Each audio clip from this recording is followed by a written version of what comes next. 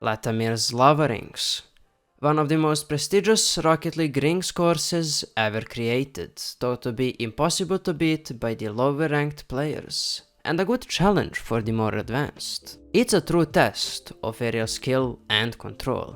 The course is already thought to be very tough to beat, as it has 20 levels in total. But what if I told you that there was a way to make it harder? There is a difficulty on the map that rarely anyone uses, and it's called impossible difficulty, where if you fail on any level, you get reset to the very beginning of the map. And one day I decided to give it a shot. And here's how it went. The first attempt started off as expected. Since I played this map a bunch of times, I already knew the first levels quite well, so I cruised through with ease. But it won't stay easy for long, because when you get to level 16, the rings get smaller and it becomes much harder to go through them. This is where I began to feel quite nervous, as this is the point where it normally becomes quite tricky for me.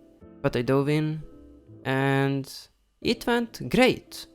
I slowly but carefully passed the levels and felt quite confident that this wasn't going to be that hard for me. But was this really going to be that easy?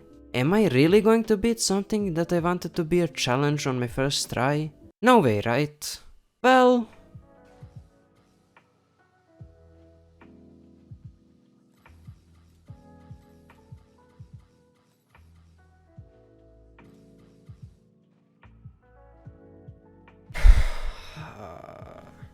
yeah, it wasn't that easy after all, huh? So I was back at the beginning again.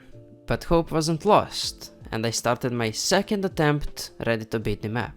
Cruising through the first levels as usual, I was back on track. I beat level 2, 4, 6, 8, 10, 11, and...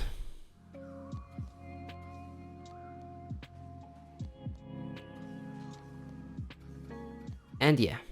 I failed on level 12 and got reset to the beginning again. But since I was playing the map for only half an hour, at this point my sanity was still intact and I started another attempt. As you probably can guess by now, I passed the first 10 and the next 5 levels easily, and we were at the tough point once again.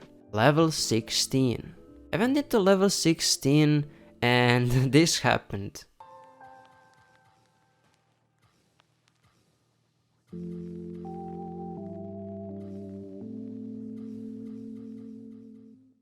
I almost failed again, but thankfully saved it and I continued onwards, slightly scared, but ready to beat this now.